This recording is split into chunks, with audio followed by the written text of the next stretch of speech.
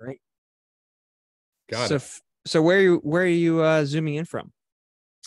I'm in Seattle right now. This is my home base. Okay. And has been for 30 years. Okay, cool. And is this specifically your studio there? Yes. But my studio, yes, it is my studio. Back here, let me turn on some lights so you can see. Sure.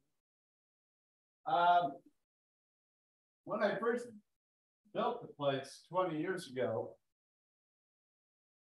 behind me was going to be my dark room. But that was when digital took over.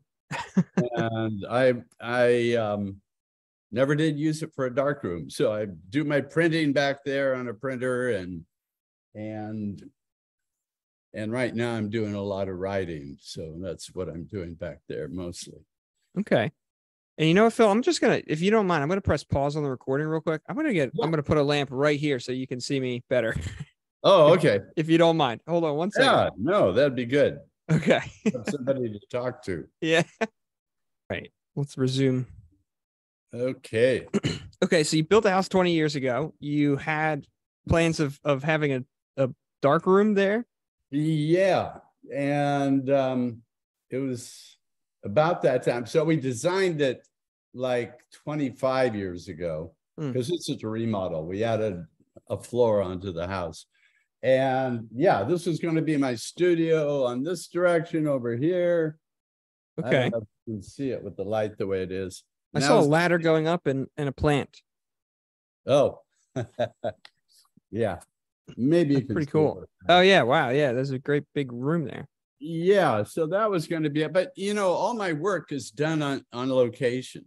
So using the studio, every once in a while, I would do a little photography in a studio. But so I've never really used this as a studio.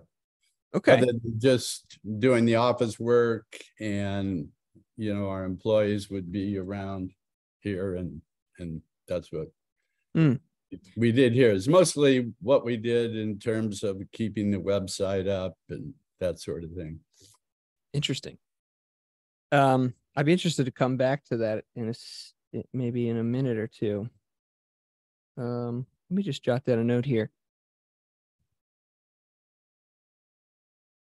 So, as we mentioned offline, I watched your documentary Crazy Wise last night. But I'm also just fascinated in all the prerequisites of interest that probably would be required to make a film like that. First of all, it was really great and I enjoyed it. And I'm honored that you would even take the time to talk to me about it. But I'm really curious I'm curious how many things would have needed to take place before you make a film like that. And of course, in the film, you sort of mentioned some of those, but even, you know, endeavoring to make a documentary would probably require a few years of life experience messing around with those things before you even like launch into a career with that. So did you start out with photography? Did you start out with video? What's the origin story there? Yeah. Well, the origin story in terms of the technical, I started with photography and moved into film. But really, the origin story of Crazy Wise is I spent 25 years documenting the human rights issues that indigenous and tribal people were facing around the world.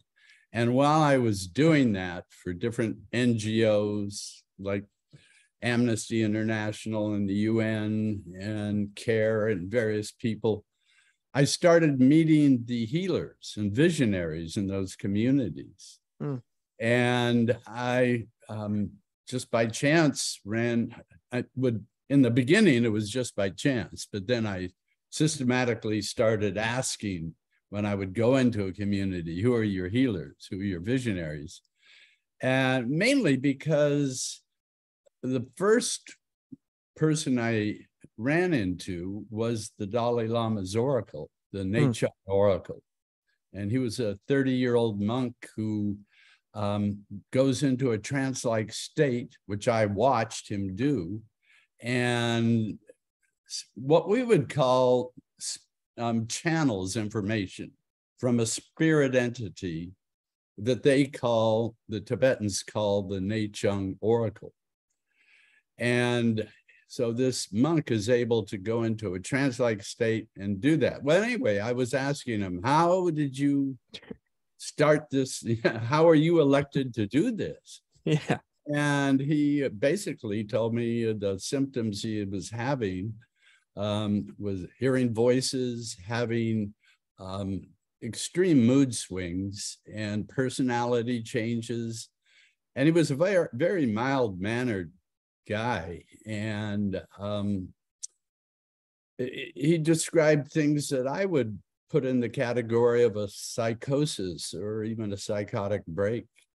And so that's where it started, really. And then a couple of years later, I was in Kenya doing another project for Amnesty. And I ran into a woman who was known as the community predictor. It was in the Samburu tribe of northern Kenya. And she had a very similar story, that when she was 14, she started hearing voices, having visions, feeling a lot of the people told me they felt they were dying when they were going through this process. And so she thought she was dying. She was very ill. Her grandmother took her aside and told her she had a very special sensitivity, and that sensitivity, if she learned how to manage it, would be very useful to the tribe. And when I met her, she was the healer and what they called predictor of the tribe. So at that point, I started just, when I would go into another community, ask, who are your healers? Who are your visionaries?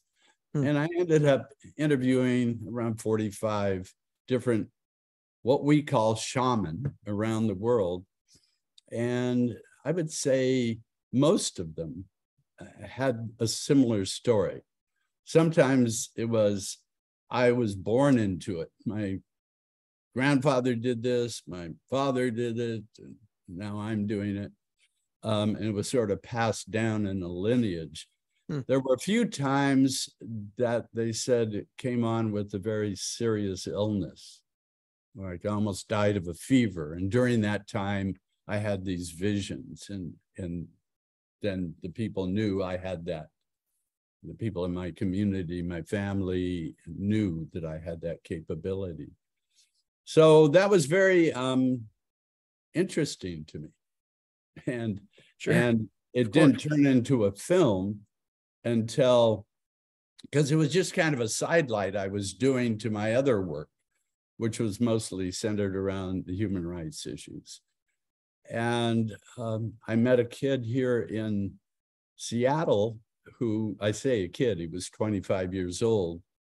And he had a psychotic break, and he had this interesting story of, it was Adam in the film that you saw, this interesting story of having this break where he was sent to the hospital and put on medications, and had been on medications for 4 years and having all sorts of horrible side effects with the medications. He wasn't doing well on them. And he finally got so disgusted with his treatment that he cut off all his medication at once and did a Vipassana meditation retreat, which is a 10-day silent meditation retreat. Very difficult to do. I ended up doing one, and I can testify that it's not easy to meditate for 10 to 12 hours a day for 10 straight days without speaking or looking anyone in the speaking to anyone or looking at anyone in the eye. And but for Adam, that stabilized him. And that's when I met him. He had that story. So I just became very interested in him and started following him. And by following him, I was interviewing him, about every 2 weeks. And then it turned into the story you saw. Wow. Well, I'm trying to jot down all my questions here. There's probably 1,000 threads I could pull on. The first would be when you started that side interest of sort of interviewing the shaman. What do you think motivated you at first? Did you sort of know that, oh wow, like a lot of these tribes or groups of people seem to have this is an important fixture and it would be important for me to meet these people? Were you curious solely? Or I think in the film you sort of reference a degree of skepticism. I forget which tribe that was for specifically, but what do you think was sort of motivating for you? I mean, to interview 45 shaman is it seems hardly accidental at some point, right? Well, it kind of was accidental. I mean, in the beginning, when I first was invited to go in and watch the Nechung Oracle, or the 30-year-old monk whose name was Thupten Nordup, and he was known in Tibet as a Kutin. And the Kutin is a person who has the ability to go into these states of consciousness where they contact the unseen world. We would call it the spirit world. And that was that was by chance. I was in Dharamsala, the little town where the Dalai Lama lives in India now. You know, he lives in exile. He had to flee from Tibet in 1959. But anyway, I was there interviewing all the Tibetan refugees coming into town. And I wasn't there to meet a shaman or to meet the oracle. Sure. But a friend of mine who is a columnist for the Daily Telegraph in London invited me to go and watch this Kutin go into trance in the ceremony. And that's where it started. And then 2 days later, we got to interview him and he told us his story. And it was very interesting to me. It was nothing I'd heard before, but yes, I was skeptical when I saw him. When he went into trance, it was very, you know, it was in this monastery with 40 monks, about 40 monks, small monastery. They started chanting and beating their drums, and they play these horns, and they put this heavy hat on his head. They said it weighed about 50 to 60 pounds and very ornate, put it on his head, and immediately his eyes shut, his head went back, and then he started talking in a very high-pitched voice. And the monks around him, there were about 3 or 4 monks right next to him, they were writing everything he was saying. And then he collapsed and they had to carry him out of the room. And I thought, is this a performance? You know, I was skeptical. Sure. I'd never seen anything like it. And we ended up interviewing him 2 days later. And I was kind of expecting to see sort of a big personality, you know, a grand performance type guy. But it was he was very meek and quiet, and he told us his story, and we had a translator. He spoke a bit of English, but the translator was mostly filling in. And he, very humble, meek guy telling a story. He said, yeah, I was very frightened when it first happened, and I didn't know what to think. I was doing things that was completely out of character.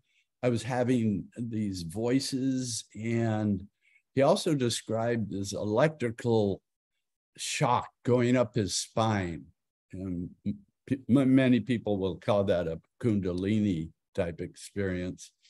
And he was just being overwhelmed by it. And he said, yeah, I thought I was dying at the time.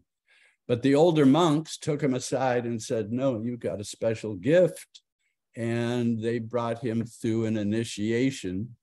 And eventually he actually went to the Dalai Lama and asked if and the Dalai Lama wanted to know if he did want to do this, because it's quite a commitment to do.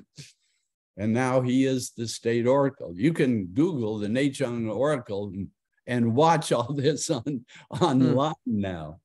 But anyway, that's the way it started for me. I wasn't seeking anything out. and it just came to me. And that's the way this film did. It came to me. Adam, I was doing a short film on meditation with somebody here in Seattle, and she sent me 2 or 3 people to interview. And I think Adam was the second person we interviewed. And he had that interesting story. And I said, I'd like to follow you for a while. And knowing that his symptoms were very similar to the shaman I had interviewed. And so it just went from there. It ended up taking 6 years to follow him through everything that happened. And you know, from watching the film, the course of his life took some ups and downs. Oh yeah. And while we were following him. Yeah. No, it was heavy to watch. I'm sure I'll keep coming back to the film. There's obviously a bunch of specific moments I want to reference and ask you questions about. But I'm interested sort of with your experience with that Nechung oracle and the skepticism that seemed to be sort of front of mind during that experience. I'm curious what happened to that skepticism over time. Did you maintain it? Was there a number of shamans, or was there a specific incident where you remember that skepticism being significantly reduced? It sounds like by the time you meet Adam, you're starting to be so interested in his symptoms that there seems to have, that skepticism seems to have dissipated, where you're like, oh, actually, Adam might not have even realized it at the time, but there might be something to those symptoms there. Yeah. Yeah. No, yeah. I mean, there were times when there was a big jump between my skeptical self and my open self. Like, wow, there is something here. And I mean, one specific one was, from the time, so I met the Nechung Oracle in 94, and then in 2001, so how long is that later? That's, 7 years. If I did my math right. I think it's 94 to 2001. I think it's 6. Okay. 7, you're right. Oh, shoot. Wow. Look at that. So anyway, 7 years later, I was visiting a tribe on the border of Afghanistan and Pakistan. It's a little tribe called the Kalash. And there's only about 3,000 or 4,000 Kalash people left. And it's a fairly isolated group. I call it a tribe, but it's a community. Everybody knows everybody in this community. And they're surrounded by the culture of Islam, but they're all animists. So they have a whole different cultural context for their cosmology. They are what I would call animists. They believe in nature spirits, and they have many nature spirits, especially the mountain spirit that they're interested in. And they have shamans. And I met 2 of them while I was there. And one of them, so I was there with my 15-year-old son. It was summer, and I wanted to give him an experience of just seeing another culture that was very different. And he was 15, and my wife and I kind of wanted to give him a rite of passage type of experience. So it was summer vacation, and I thought, well, this would be a good place to go. At the time, I thought it was very safe. And by the way, it was 2 months before 9/11 happened with the World Trade Centers in New York. But so we were there 2 months before that. And so their shaman, one of their shamans, was a guy by the name of John Dooley Khan. And he was a goat herder that lived way up on the mountain. So my son and I got a guide, a 20-year-old guide by the name of Yasir, and we went up the mountain to meet John Dooley Khan. And it took most of the day to get up there. And we got to his camp, which was very, he lived in a little rock hut. He had 3 of his sons living with him. And he sat down for an interview, and he was just very talkative. I mean, he told us all about it, how his episode came on when he was a kid, and how his dad, who was a shaman, took him through his initiation. He had the same story, thought he was dying, hearing voices, very strange visions were coming to him, and just his personality was different. And his dad was a little worried about him, but anyway, took him through the initiation, which lasted a year and a half. He was telling us all about that. And then he said, I need to do a ceremony for you in the morning. And I didn't want him to do it because I'd heard from Yasir, if they do a ceremony, they have to kill one of their animals. They sacrifice one of their animals, and that's the last thing I wanted him to do. And for me and my son, I mean, no. And another reason was I had been in Mongolia about 7 months before that, and there was a shaman there I was interviewing, and he wanted to do a ceremony, and I said, sure, go ahead. And it turned out very badly for him. It was like spirits didn't like it. And he sort of went into this awful groaning, and we were in a gur, like a yurt, and he flipped out of the door, and I was really worried about him. But anyway, everything turned out okay. But that was another reason I didn't want John Dooley-Khan to do this ceremony. Then he said, no, I have to do it. And my spirits demand it. There was no way I could talk him out of it. So in the morning, the way they do it is they start a fire of juniper branches, and his sons were sort of orchestrating everything. So they started the fire of juniper branches. They sacrificed the animal. They took the blood from the animal, and it was a sheep in this case, not a goat. And they poured the blood over the juniper branches. And then John Dooley-Khan inhaled the smoke. And then he just fell back into his son's arms and just, like collapsed, just much like the Nechung Oracle did. And then they carried him into his little rock hut. And that's the last we saw him. And he was very talkative when we were interviewing him the day before. But after that, I never heard a word from him. So I asked Yasir, our translator, did he say anything? And he said, the only thing he said was, your journey will be very difficult, but you will be safe. That was all he said. So we sort of shrugged our shoulders and said, okay. It sounds general. Anyway. But ominous. A little ominous, but I didn't think too much about it. And so Dax is my son. Dax and I start down the mountain, and I'm at that point, I've hired a driver in a Jeep to take us further up into the Hindu Kush mountains, because there was other groups I wanted to meet along the way.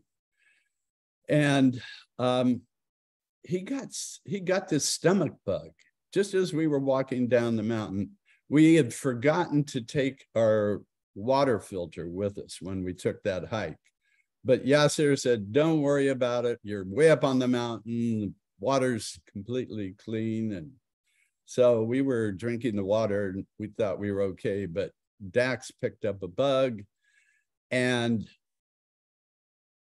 as we took off in the Jeep to drive further up into the Hindu Kush, he started getting more and more sick, and he was dehydrating. He had diarrhea. He couldn't keep anything down when he drank. And, I had some Cipro, which is a very wide spectrum antibiotic, and I gave him Cipro, That didn't help. Hmm. So we were on the road about 3 days before I really thought, this is serious. And he was getting weak just sitting in the Jeep. And we were on this road where we hadn't seen a car all day, and we saw a couple of shacks along the way, but nothing like a village or anything. And our driver just said, we're about 2 days away from Islamabad if we wanted to make a direct dash to try and get there. But that would be probably the nearest real help you could get. And so I was panicking. And on the 4th day, we came around a corner and I saw another one of these shack-like buildings off to the side of the road. And I just had our driver pull over, and I took Dax out. He was having a hard time walking at the time, and helped him out, and he put him under a tree where there was some shade and some grass. And I ran up to the shack, and I thought it could have been just a shack for animals. I had no idea. And I just banged on the door, and I was just desperate. I thought maybe somebody has some herbs or something. I was just grasping at straws. And I heard somebody rustle inside, and I thought, wow, there's somebody here. And the door opens, and it's a guy wearing glasses, very clean chemise. And he said, "Can I help you?" in English. Really? With an accent. And I was shocked, I didn't expect to even see anybody. So here's this middle-aged guy looking like a professor saying, "Can I help you?" And it turns out he was a doctor from Islamabad who was visiting his mother. Wow. And he said, "Can I help you?" And I said, "Yeah, my son's very ill. He's dehydrated and I need something to help him." And he said, "Yes, I'm a doctor. Where is he?" I said, "Down under the tree." And so he said, "Come in, let's bring him up." We decided to bring a bed down to him because he was weak. And so I helped carry this one person bed down there. It wasn't that heavy, but also he had glucose and saline and an IV drip that he happened to have. So this is out in the middle of nowhere. And the chance of in that shack having this guy. So yes, when that happened, and well, anyway, we hooked him up, and in 2 hours, Dax was fine. Wow. And so those words, your journey will be very difficult, but you will be safe. Sure. Ringing in my head. Kind of. And I just thought to myself, I've talked to so many of these people. They have these stories, and yeah, I'm starting to be a believer because, I'm reading about it in Eliad's book. The anthropologist that went around and studied shamans years ago, and I think I have it right up there. Oh, you do? I think so. Let me check.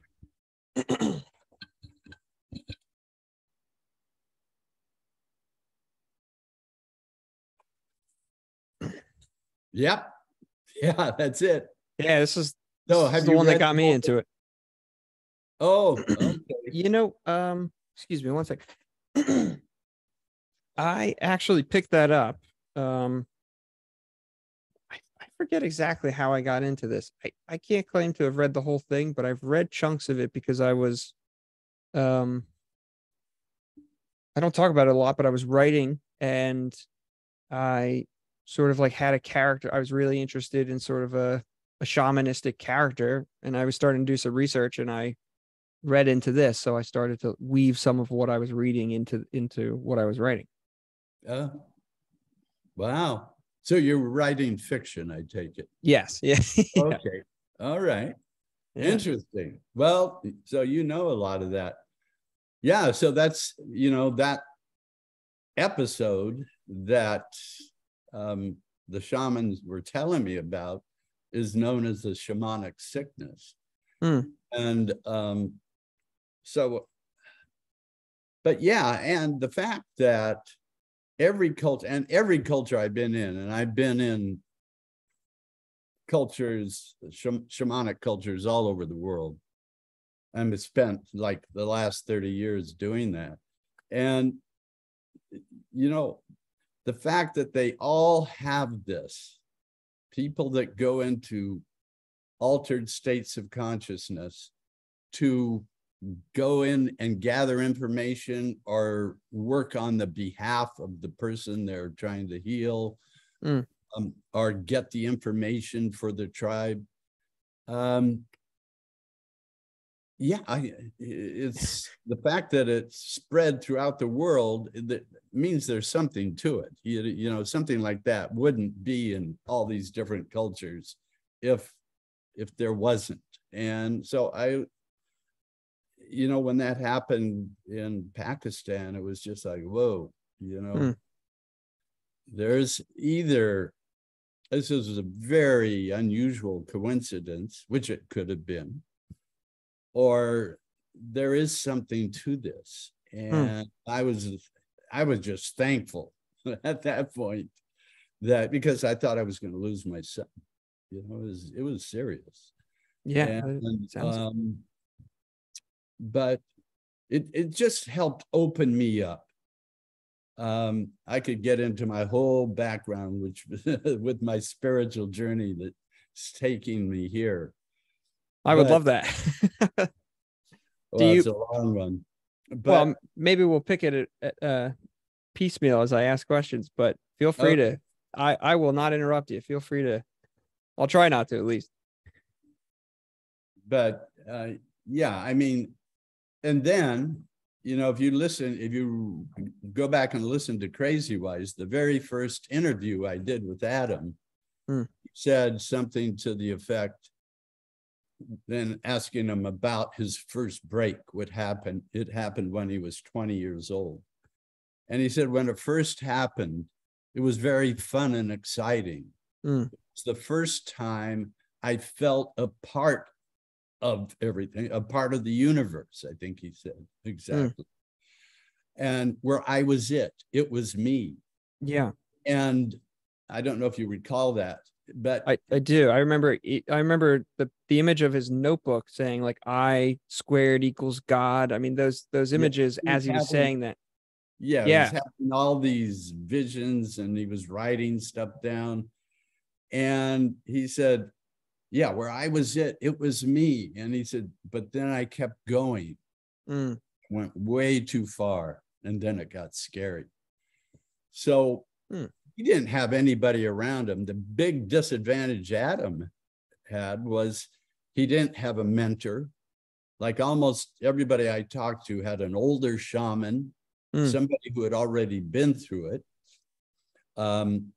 They also had a culture that wasn't afraid of hearing voices or having visions, or these different states of, you know, disease. I mean, ill-ease, I should say, where you're having personality shifts and you think you're dying and you're frightened.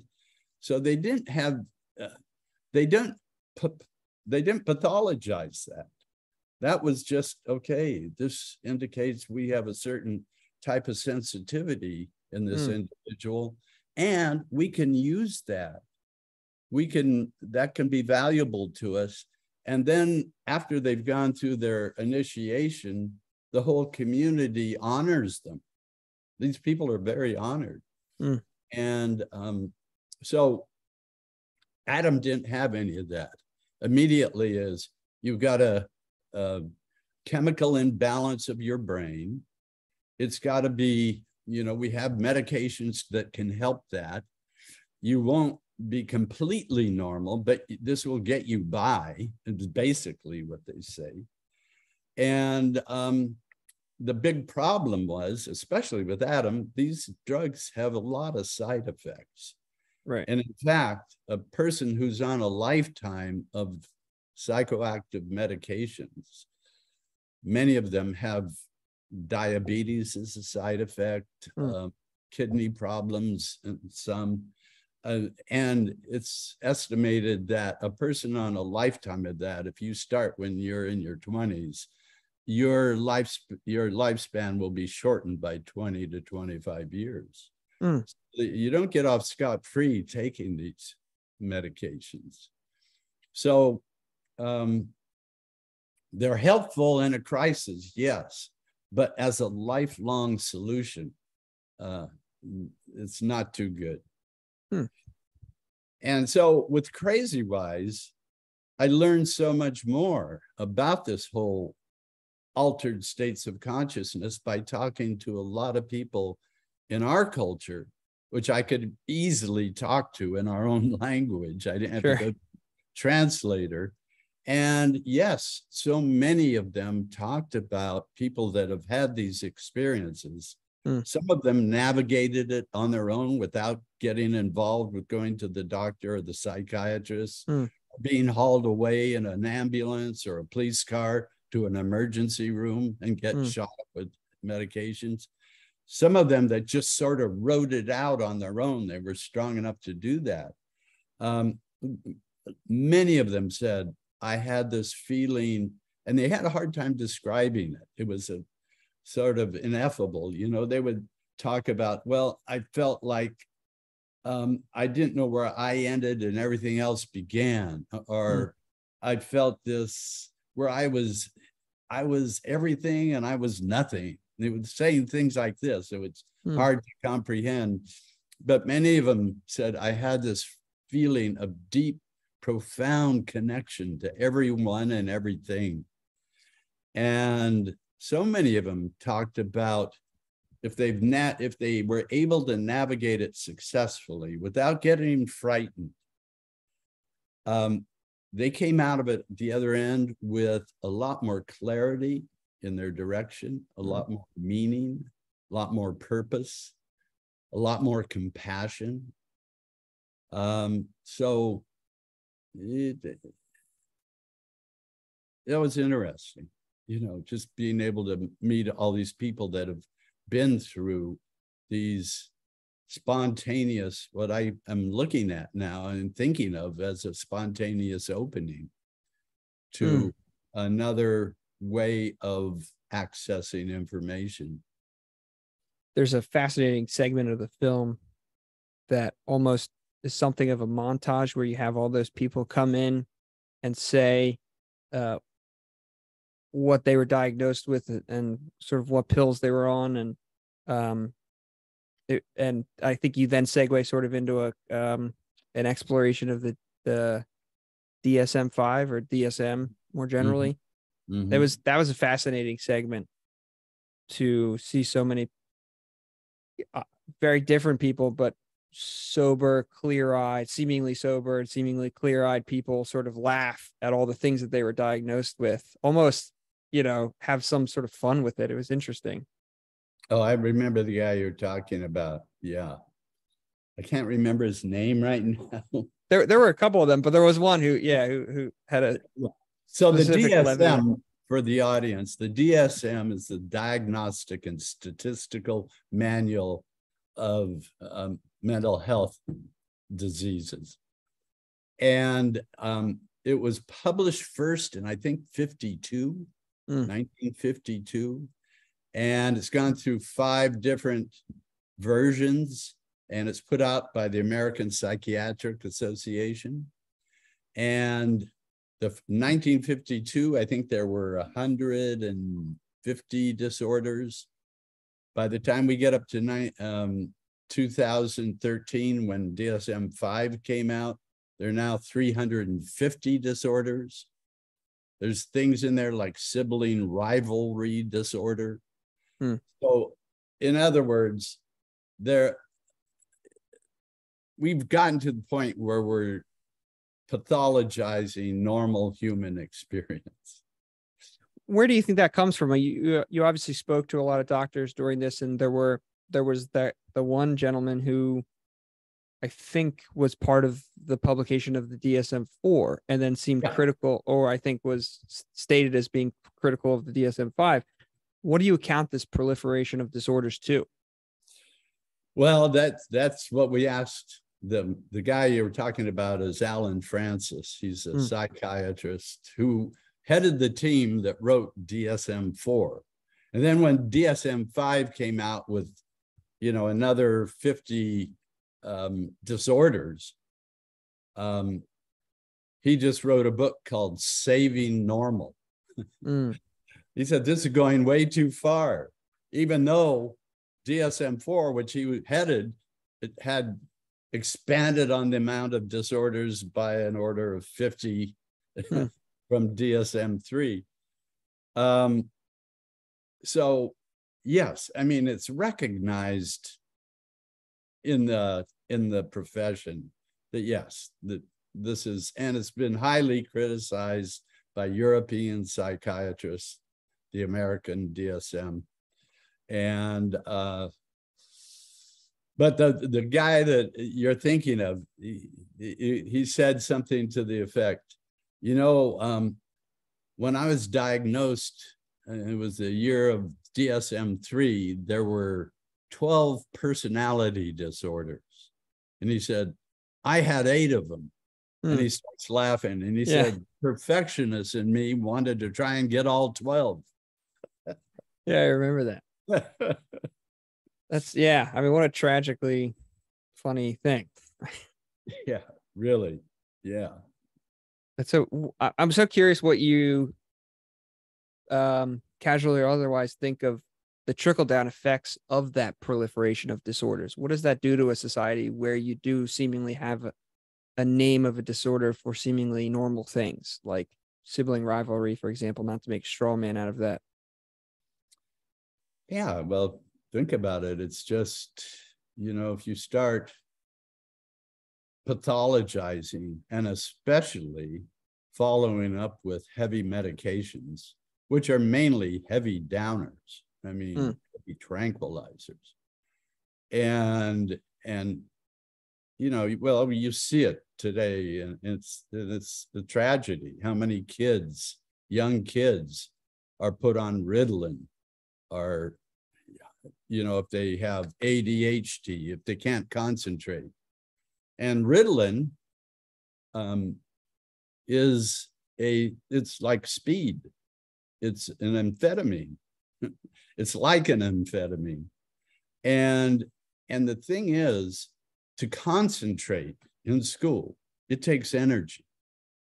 And if you're low on energy, either because of a poor diet or lack of sleep or whatever that might be affecting the kid, you can give them speed and they'll start concentrating. Sure. But it's not the treatment of choice, if you know what's going on. And the number of young kids and kids in college that are on antidepressants is shocking. I mean, I first started coming across it because I was taking young kids or college age kids on trips that I would go on to visit these communities, these tribal communities. And we were helping them make movies. So I would take kids that were interested in photography and adults interested in photography, and we'd go into a community and work usually with a group of teenagers and helping them make a movie about a social or environmental issue that was happening in their tribe or in their community. And a lot of the people that signed up for our trips that were in college, especially the young women, I remember, were on psychoactive meds for depression. And it was like, 20% at the time. And now I know that number is higher, but it was like, whoa, this isn't right. Yeah. I'm interested, if you don't mind jumping around a little bit. this has come up a few times, and maybe we can ground this in first Adam's story, but I'm really interested. And of course you mentioned yourself doing this. I'm really interested in the silent retreats, their place. I mean, their place in Adam's story and maybe in yours. What do you think is the relationship between, I guess more generally, like psychosis and silence, or healing and silence? Like, what is it do you think about those silent retreats that seem to help Adam so profoundly in that moment? And I guess there was a little, I would have had to sort of like keep track, but it seemed like the silent retreat for Adam worked for a period of time, but then he wasn't allowed back to that retreat center, if I remember that correctly. Yeah. Okay. So there's a few questions there. Sorry. Yeah. It started coming together for me in that meditation is another way to open up. It's a way to shut down the chattering mind. We're thinking all the time. We're taught to survive. We have to get through school and concepts and things. To shut that down purposefully, either in meditation, where you're actually trying to stay in the present moment with your breathing, or concentrating on some object in your visual field, or whatever, anything to shut down that constant thinking that's going on, can open you up to another dimension of information. And so you can become more intuitive, for instance, or you can become more in the present. And that in itself is an opening. And it's very similar to a spontaneous opening that we call psychosis, or a psychotic break.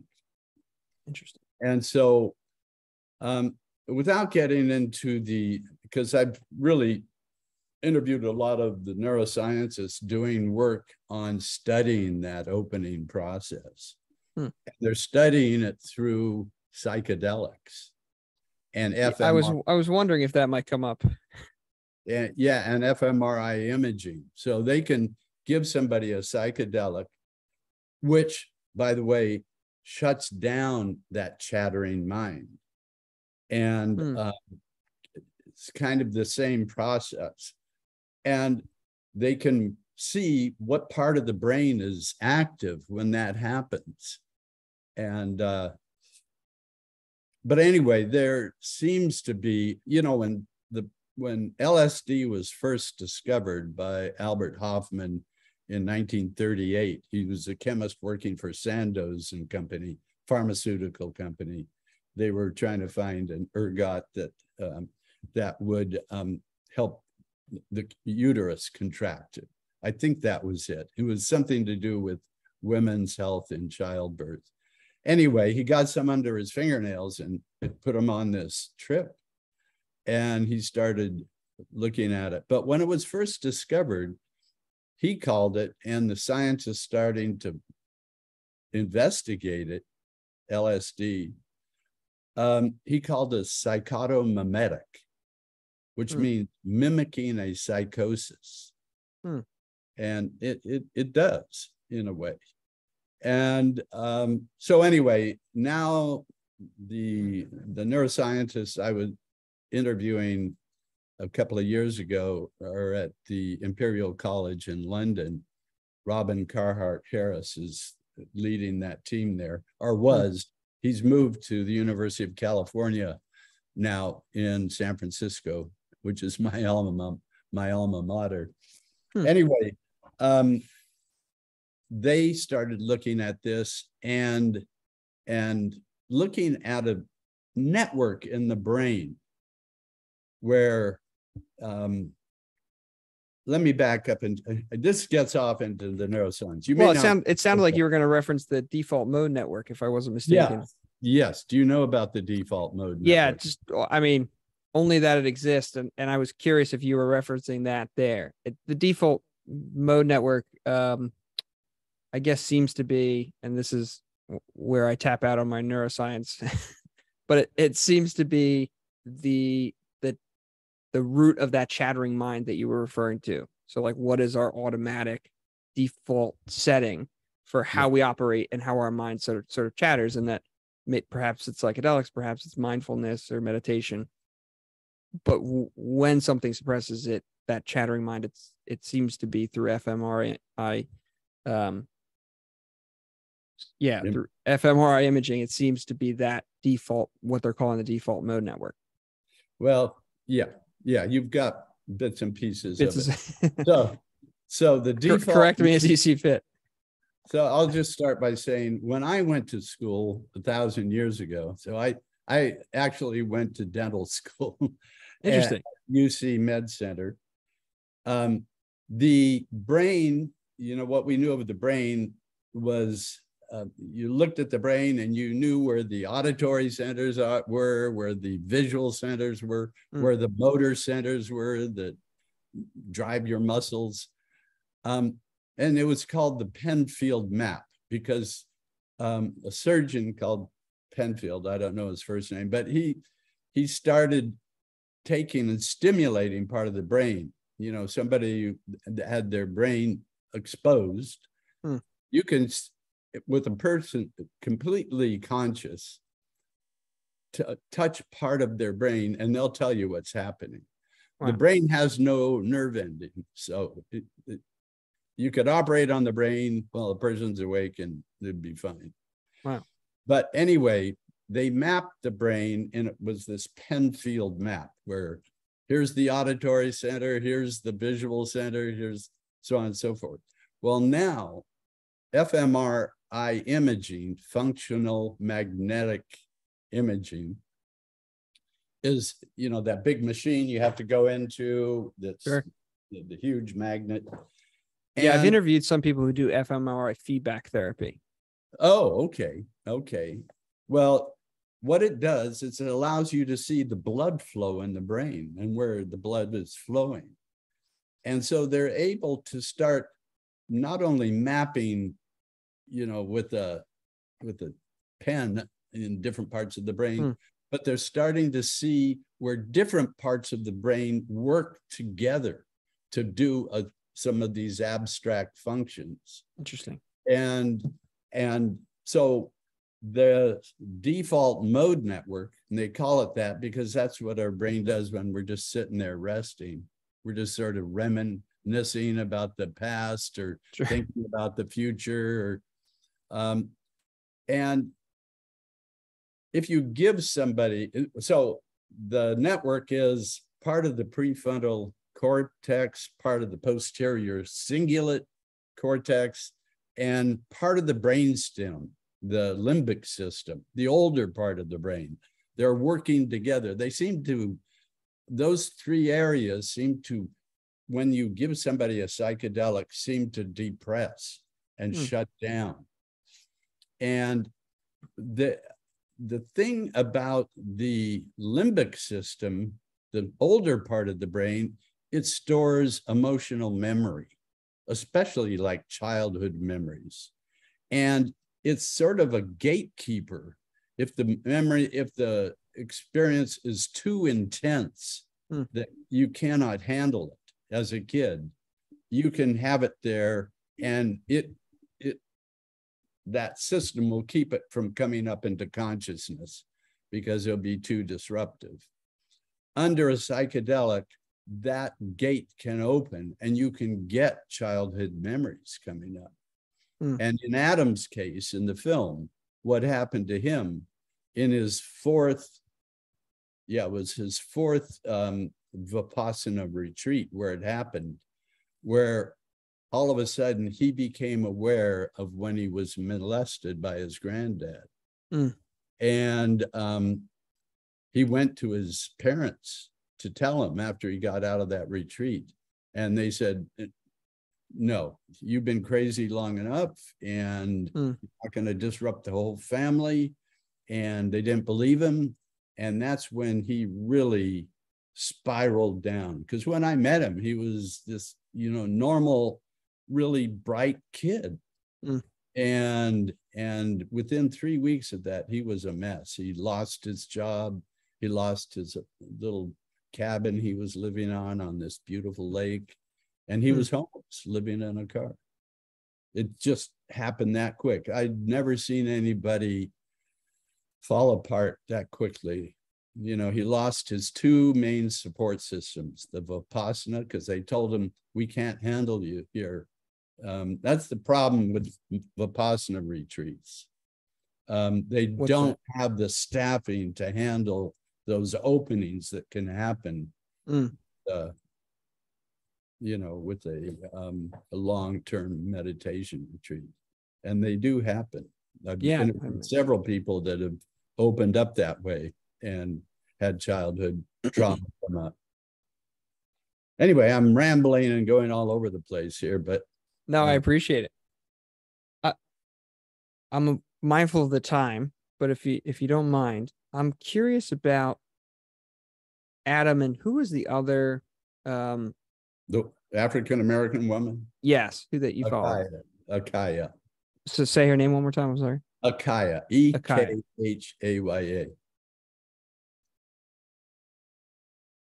With Adam and Akaya, there were both stories of sexual abuse, correct? Yeah. It just happened that way. And some people thought, well, why did you plan to have just people with sexual abuse in there? I didn't know when I started filming both of those people that I thought would make good characters for the film. Sure. I didn't know about their history of sexual abuse. Interesting. I didn't choose them on that basis at all. And I guess if you don't, I'm going to just put a pin in the beginning of that premise there, or the beginning of that. But they're one of the, like maybe the thesis, a possible perceived thesis of the documentary could be something like, look how other cultures and groups and tribes handle very similar psychotic breaks, psychotic openings, whatever. Yeah. Mental states, whatever you want to call it, and sort of look how we do it. And, there's the shamanic path or this sort of this Western path, whatever you want to sort of call that. Right. But what's interesting to me is both of the people featured in the film were the victims of sexual abuse. And I'm curious what you think. It's not clear to me whether or not one facilitated the other. That is to say, did the abuse have anything to do with the psychotic episode or the psychotic break or that mental state? Or was it just a coincidence that they would have already sort of, in Eliad's term, maybe had that shamanic call, that sort of psychotic episode, and also happened to be the victims of sexual abuse? What are your thoughts on that? Yeah, well, that's a very good question. I look at it this way. When these openings happen, and when I was a kid, I'm 80 years old now, so that's a long time ago. So when when I was a kid, they were called identity crises. Having an identity crisis. Interesting. And I think there's a lot of wisdom in that label, in that it's when your sense of self gets disrupted in some way. And by the way, the most common place it happens is to college freshmen, especially males. Interesting. That's when these breaks often happen. Why do you think that is? Well, if you are a good student, you get into a great college or university and you get a bad grade.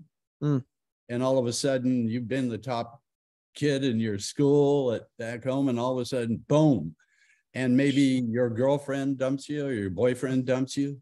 You get a few blows to your identity like that. That can do it. So it's like, and I'll just back up a little bit to the default mode network. One of the things the neuroscientists are discovering is that sense of self our sense of our identity, the story we tell ourselves about who we are. Mm. And, you know, the Buddhists have always said that who you think you are is something separate from everything else, is an illusion. Mm. Well, that sense of self that we've built up through our language and through the stories and through the events that have happened to us give us a certain idea of who we think we are. Mm. If that sense of self is evidently deeply a part of the default mode network in some way, it's what the neuroscientists call a predictive code.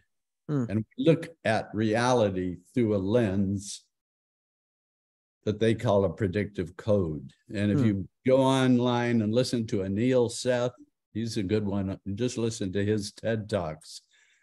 Anil Seth. He's a neuroscientist out of Sussex in England. And they'll go into much deeper. I'm just, you know, I'll butcher it if I just keep rambling like this. But anyway, that sense of self gets disrupted, and you can have an opening. Mm. And so to answer your question, when many people have these spontaneous openings, and it's like nothing they've ever experienced before. I've never experienced one. I've just talked to hundreds of people who have. Mm. When that happens, you can get frightened very easily. When Adam says, and then I went way too far, and then it got scary. Mm. You had this feeling of being a part of everything. I was it. It was me. His sense of self kind of disappeared. Right? Yeah, it's interesting. I'm thinking about what might have been scary about that, how that could possibly go too far. And it sounded like there were moments where he was like, that dissolution of self was kind of nice, but he was still like, I was it and it was me. There was still like an I. But if that totally dissolves and there's absolutely no self, right, then that could probably be terrifying. Terrifying. Yeah. If you don't know what's happening. Right. You know, if you take a hit of LSD and you know, well, this is going to be over in 6 or 7 hours, it's not as scary. It still can be very scary. Sure. And anyway, so where was I going? Oh, yeah. So if you have that sense of self disrupted and you get this opening, and it's very, I mean, the feeling of being connected and at one, and you no longer have this fear of being isolated and separate. You're all, evidently it's a wonderful feeling until, you know, I talked to so many individuals that said, when I started trying to explain it to my parents or my lover or my best friend, and they got frightened. Sounds weird. You know, you're talking about something, I'm everything, but I'm nothing. And they're going, huh? And especially a parent, you know, get a call, your son's here in the emergency room and he's talking funny and he's and so when you're in that state of being open, you're open to everything. And if you have somebody around you in fear, especially somebody who loves you, that fear is translated, and the ego that had disappeared also becomes inflamed, and it becomes, you know, fighting for its life in a way. And then you go into those states of paranoia or illusions of grandeur where you think you're the second coming because you know all this that no one else knows. Sure. And so it can go into those pathological states of mind very easily, unless you have somebody with you that knows what's happening and can handle it from that perspective. Interesting. It reminds me almost in some way of the work of William James. I think The Variety of Religious Experience. Have you read that? Oddly reminiscent of so many. I'm sorry, you said what? You've read that? Yes. Yeah. Yeah. Yeah. I think it's on the other bookshelf. I'd go get it, but I haven't. And I remember thinking that sounds like the root of so many religious traditions. Mm-hmm. Yeah. Interesting. Many religions were founded by people that go into that state. Yeah. And have those. I mean, I was part of a religion. I was raised a Mormon, and the head of the Mormon church was a kid by the name of Joseph Smith, who went in the woods and prayed and had this big vision. I assume he had one of these experiences. I don't know for sure, but yeah, that's interesting. I've heard it also described as sort of like a cosmic consciousness. I think that might have been Alan Watts. I'm aware of the time. I want to ask one more question if you can afford it. I think when the documentary began and I was watching the film, there was a bit of a very interesting process for me watching it where your voice was the voice of the narrator. And as the film progressed, there was I don't want to say clinical, but there was a distance between you and the subjects and the content. There were two turning points, at least, that were really obvious to me. There was the phone call from Hawaii when Adam had been jumped. And I realized, obviously you would have had to have been really connected before this, but I realized in that moment how close you would have been for him to have called you in a crisis like that. And then there was this incredible shot. I was talking to you, you're so engrossed in these ideas. I forget that, the technicality of the film. There's this awesome shot where you're in his car.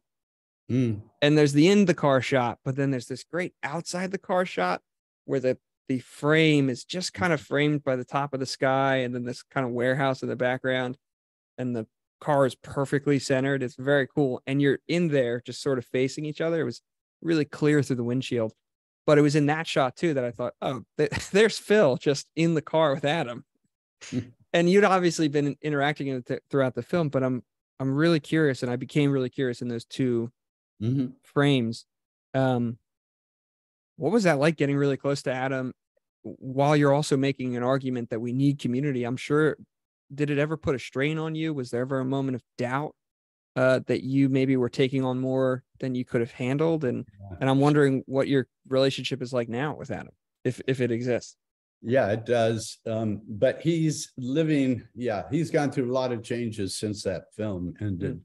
He's living in a very remote part of northern Washington here, up in what they call the Okanagan Valley, by himself in a cabin, a 10 by 20 cabin with his dog. And he's doing much better.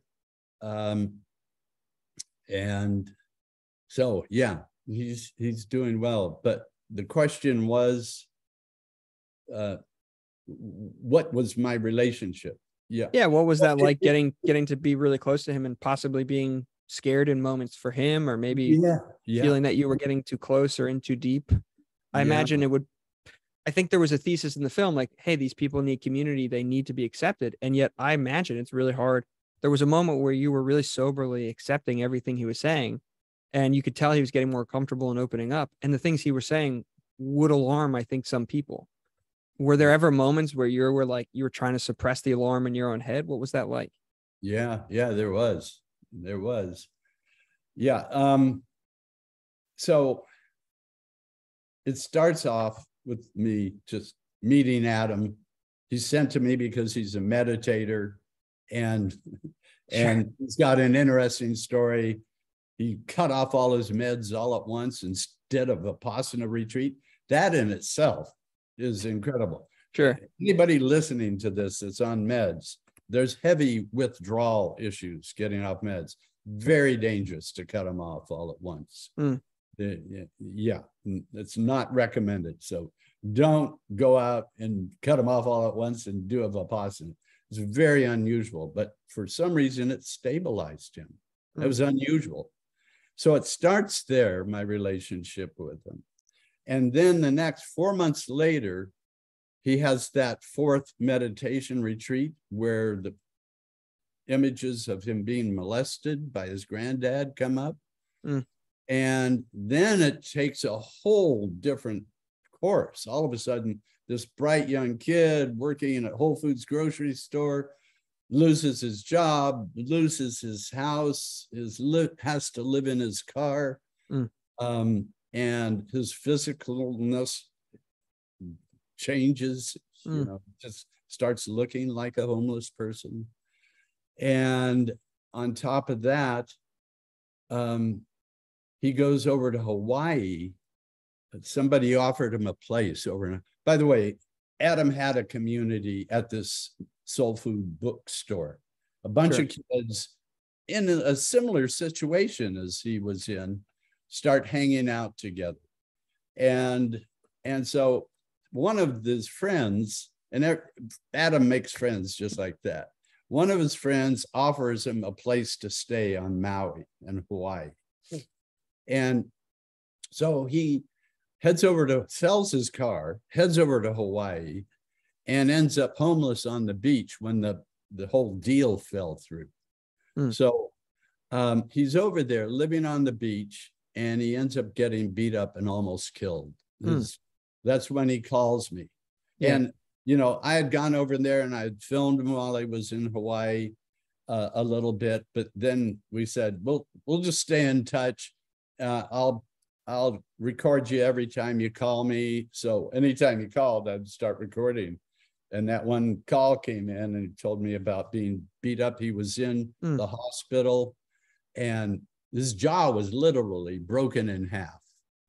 The gang tried to kill him. There's a very big stigma against the homeless in Hawaii. Anyway, so I'm getting involved with him. I had been before, this making a film isn't cheap. You have to raise a lot of money. And so we're in the middle of this. We did a Kickstarter to finance it. And we're in the middle of this. And all of a sudden, this is happening. And so anyway, I send him a ticket to come home. I call you. So I'm an ex-dentist, so I can call his oral surgeon over there in the hospital and talk to him. I say, what's happened? He told me what type of fracture it was. And they kicked out all his back teeth. You can imagine what it takes to kick out a molar in the back. Oh, yeah. And he was totally beat up. And I said, well, I talked to the oral surgeon. He says, yeah, we're going to have to release him from the hospital tomorrow. And I said, where will he go? He says, he'll probably go back on the beach. And he said, it won't be pretty because the gang will probably finish him off. He can't even open his mouth. His mouth was wired shut. Yeah, it's wired shut. And so I send him a ticket to come home immediately. Sure. And so anyway, he's just, I don't know. He was also popping pills at that point, the pain meds. He was just like a whole different person. But a little bit after that, he went into a deep dive and really became paranoid. He's paranoid about me. Phil, you're going to make all this money off of me. And I always say that was probably the most delusional I ever thought of him. You do not make money on a documentary unless you're very, very lucky. Anyway, he was really paranoid about us as a team, my partner and I, and our film team. And he called me at one point and said, I want to go for a walk with you in the woods. Come on over. I want to go for a walk and talk with you. And just before that, I'd taken him to an organization to get some housing for him, Sound Mental Health here in Seattle. And when they were interviewing him, the woman, it's in the film. She's I remember not that. even looking at him, typing away. Have you ever had thoughts of hurting yourself or anybody else? And he says, yes. And she says, do you have a weapon? And he said, I am a weapon. I've got a black belt in karate. Do you remember that? I don't remember the black belt and karate part, but I do remember. Yeah. I remember her typing, and I remember that shot. And I remember him saying, I thought the emphasis was, like on hurting other people. Yeah. And he said, any infraction, anything that comes my way, I go and berserk. And anyway, yeah, I had to sneak that shot. I snuck a lot of shots I got for that film. And so he's calling me to go for a walk in the woods. And our relationship isn't good at that point. He doesn't trust me. He thinks I'm exploiting him. So now you're nervous. And so we go for a walk, and I'm just, feeling, and he just said, Phil, do you think this film is going to hurt me or help me? And I was having those thoughts myself. Here's this kid putting his life on the line out for the public to see. And I feel trapped into it because I have 700 Kickstarter backers wanting a film. Sure. And I'm having thoughts of, this is getting where the places he's going into right now are, who wants to have that part of their life exposed? And I broke down at that point, and I said, Adam, I don't know. I really don't know. I hope people will see this and see your courage and see, your humanity and courage. Adam is a very compassionate guy, and that comes across in the film. And immediately when he saw me kind of breaking down, put his arm around me, said, oh, don't worry, Phil, everything's going to be all right. Yeah. This is the only thing I can be doing right now to help in the world. And then we bonded at that point, and it was fine from then on. So it was all the things I'd been taught by all the experts I interviewed. It said, when you're with somebody, the thing about our relationship that made it work is I was there just to ask questions. I met with him every 2 or 3 weeks, and it was just, what's happening, Adam? And I wasn't there to fix him. I wasn't there to give him good ideas on how he should behave or if he should stop drinking beer or smoking pot. I was just there, what's happening now? And he said, that's what I needed. That's all I needed, was an unbiased person to talk to. And so, yeah, we were really bonded until he went into that deep dive of paranoia. And I wanted to say something else. Yeah, you asked me something that keyed me on something about our relationship. It just maybe alarms in your head, feel like you maybe were getting too close or you couldn't handle it, or no, it was just it's gone. May come back tonight sometime. But yeah, it was quite an experience going through that with him. And yeah, I wanted to help him in every way, but the thing, when you're doing a documentary, you're supposed to be a fly on the wall. So taking them to find housing, sending them tickets to fly home, breaking all the rules of a documentary. But I mean, I couldn't help it. Sure. And I maybe it was his compassion. Adam was born, his dad says it in the beginning clips. He was born with compassion. He just naturally has it. People pick up on it. And when he was living in his cabin before this whole thing happened with the image of his granddad molesting him, when he was in that cabin, some guy, he drives home at night, he finds a guy breaking into his house. And he goes up to the guy, and it's a heroin addict. He's strung out. He's in withdrawals. And Adam makes friends with him, lays him down, and does some sort of ceremony for him. And so anyway, I asked Adam, can I call the guy?